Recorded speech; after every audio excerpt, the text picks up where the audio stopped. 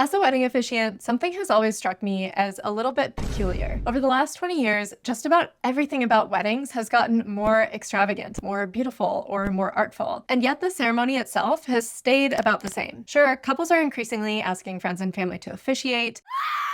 They're adding little customizations to the processional or working in a unique ritual. But for the most part, the ceremony has stayed put over the years. And even when a friend or family member is the one marrying you, it still follows a pretty traditional standard structure. I'll admit this has sometimes embarrassed me because all around the ceremony, I am blown away by the work planners are doing to create these unbelievably sensational events. Florists are designing the most artful arrangements I've ever seen. The tablescapes are incredible. Venues are customized to be completely immersive. But then the ceremony is just sort of the same as it's always been. And the reason why this is embarrassing to me is because I worry that wedding officiants have a little bit of a fuddy-duddy reputation, and that the perception is that we just haven't kept up with the wedding industry and the amount of value that other vendors are adding. Also, as someone who teaches first-time officiants how to write phenomenal wedding ceremonies, I wanted to make sure that I'm not neglecting some sort of cutting-edge ceremony or officiant innovation so I can feel confident that my resources continue to serve 2026 couples and their officiants. So I decided to do a little bit of research.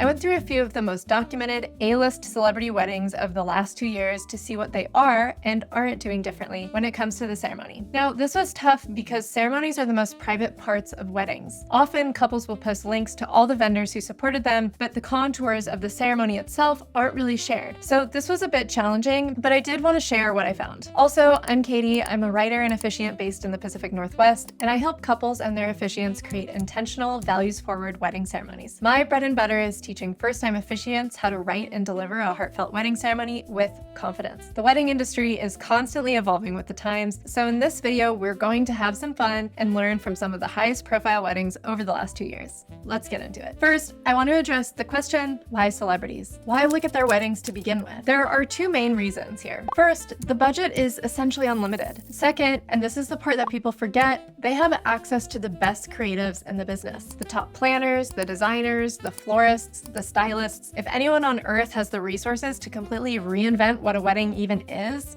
it's celebs. But here's the interesting part. They mostly don't. Now, to be clear, I'm not talking about the holistic production value of their weddings, which obviously tends to be pretty crazy. The decor, the flowers, the food, the entertainment, etc. is truly second to none. What I was looking for specifically in my research was for originality or differentiation in their ceremonies, for how they constructed the ceremony itself or reimagined tradition to make it more modern. When I went through wedding after wedding, I was really ready to be regaled with wild creativity, but ultimately most of these wedding ceremonies followed the same structure. When these celebrities and A-listers did depart from convention, the departures were almost always just one or two personal touches laid on top of a very familiar ceremony shape. They weren't really flipping the script in super non-traditional ways. And there's maybe a lesson here that money can't buy originality, but we'll touch on that a little bit later, as well as a few other takeaways. But let's take a look at some of the most common changes celebrities do make, starting with some of the easy adjustments. So idea one is to change up the processional.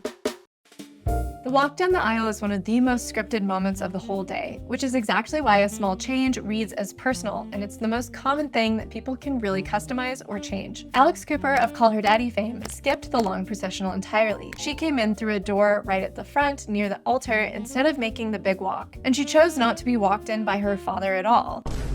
This has important meaning because traditionally, the father walking down the aisle and passing the bride to the husband actually signified a transfer of property. So that's one option, but you've got the whole spectrum here. You can change who walks you in. For example, in her wedding to Jeff Bezos, Lauren Sanchez was walked down the aisle by her two sons. Alternatively, couples can walk in together. Demi Lovato and her husband Jutes walk down the aisle hand in hand, no one giving anyone away, just two people arriving to their wedding as partners. Or you can walk in alone, but on purpose. There was a wonderful wedding this year between Hannah Blackwell and Ovi Kabir, where Hannah walked in by herself, specifically to say, I'm entering this marriage as an equal. However, it's worth mentioning that even though the processional has pretty old-fashioned roots, it doesn't need to mean what it's traditionally meant. When I got married, I wasn't super into the idea of what it meant to be walked down the aisle by my father and then passed to my husband-to-be. But ultimately, I just thought it would be a fun moment to share with my dad, and I was excited to have those photos with him. So I wouldn't get too hung up on what the processional means and just do what makes sense for what you want. I'm a 34-year-old feminist who stands pretty firmly firmly on her own 2 feet. I wasn't too worried that people would think I was making some sort of anti-feminist statement. But with that caveat in mind, changing up the processional is ultimately one of the simplest ceremony adjustments that I found consistently across weddings. This is easy to adjust and change in your own ceremony. In the same vein, you can also add customization by selecting meaningful rituals and readings for your ceremony, but I couldn't find much in my research about what celebrities selected specifically, since the finer points of the ceremony tend to be private, as I've already mentioned. I also have a separate YouTube video that covers all sorts of rituals and specific ceremony adjustments, and I'll link it here. My favorite adjustments that I've seen couples make in the last couple of years is what's called the circle of love, where instead of having the traditional ceremony structure with 10 or so rows of seats divided by an aisle, you have all the guests surrounding you in a circle with an aisle through it. Alexis Bellino of Real Housewives of Orange County did this, and she shared in several podcasts that this made the moment incredibly intimate, because when you arrange roughly 100 guests in this way, there are only 3 rows or 3 concentric circles of people around you, so everyone gets to be really, really close to the couple, which sounds very lovely. The next set of ideas changes the structure a bit more and has bigger implications for your planning. And the big idea here is that you actually don't have to do a traditional ceremony at all. Kristen Stewart got married at her favorite Mexican restaurant. No aisle, no processional, no big production. The way she described it, she just wanted everyone to be together and to listen to her and her partner's vows and then party. So instead of a big ceremony, she and her partner Dylan just stood up and shared their vows so their family and friends could be a part of that moment. And that's it. Their ceremony was the dinner. The other big configuration idea that lots of people are doing right now, celebrity or not, is to get married privately and celebrate publicly. This one's everywhere now. Millie Bobby Brown got married in a tiny secret ceremony with just close family, and then threw a big celebration in Italy months later. Charli XCX did a 20-person ceremony at a town hall, and then a destination party in Sicily. And just a couple of weeks ago, Dua Lipa took it to an extreme. She and Callum Turner had an intimate civil ceremony at a London town hall, then a big sequel celebration in Palermo, Italy. And the whole thing got called a deconstructed wedding because it unfolded over 9 days across several of their favorite European cities. Now, these couples still did a ceremony during the larger celebrations, but splitting the legal moment from the celebration takes enormous pressure off the day everyone attends. The real part has already happened, potentially with just their partner or a small group. This can also make writing your vows easier because they're delivered to your partner privately, and you can write something really intimate and heartfelt without having to deal with the stress of having to read them in front of a bigger group. Depending on how big the private ceremony is, the trade-off is cost and coordination. You're essentially planning 2 things, but for a lot of couples, the breathing room is worth it.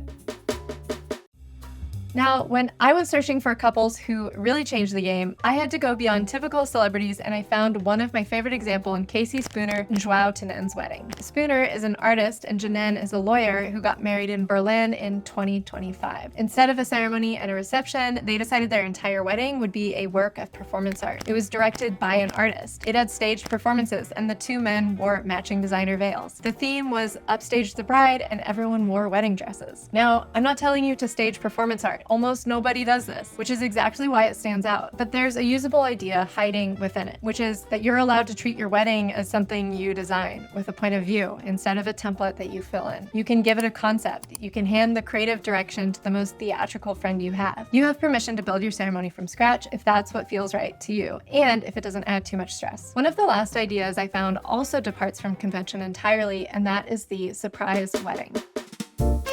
This is where guests are told they're coming to a party and the wedding is sprung on them live. The cleanest recent example is a people-featured couple, Yeon Kim and Nicholas Yeo. They invited 60 guests to what everyone believed was an engagement party, and about 30 minutes in, the couple revealed that it was actually their wedding. Only their immediate families were in on it. And it's not even a one-off. It's actually becoming quite a bit more common. The Globe and Mail recently covered surprise weddings as a broader shift, where guests arrive expecting a birthday or a casual get-together and instead witness a ceremony. Essentially a no-anticipation wedding that sidesteps the endless planning and ballooning budgets. Now, I mentioned this earlier in the video, but one of the reasons why I tried to research celebrity weddings is because they tend to have a functionally unlimited budget and access to the best creatives in the business. But ultimately, it was informative to me that aside from the holistic production value of their weddings, they ultimately don't change much about the ceremony itself. And there are a few lessons that we can learn from this. First, money isn't necessarily going to get you originality. Creativity is often born from constraint and limitations. Artists work with what they have. Second, the traditional wedding ceremony has real staying power. When I started my research, as I mentioned, it was to do business development and process improvement. I teach a course on how to officiate a wedding, and I want to make sure I'm updating my materials so I give my clients the best advice. But ultimately, I think that using the typical ceremony structure and really focusing on values-driven customizations is the way to go. So if you're someone who is searching high and low for super creative, never-before-seen, non-traditional wedding ceremony ideas, then I'd remind you that the current ceremony construction is still par for the course. Customizing it usually revolves around making adjustments within the elements, not really changing the elements too much themselves. One of the most impactful things you can do is make sure your ceremony is deeply reflective of your values and your story as a couple. And you can do that by selecting an officiant who you trust to do this well and making sure that they have the resources to truly knock it out of the park. If you found this video helpful, hit like and subscribe. I create content every week for couples and their wedding officiants. Thanks so much, and I'll see you soon.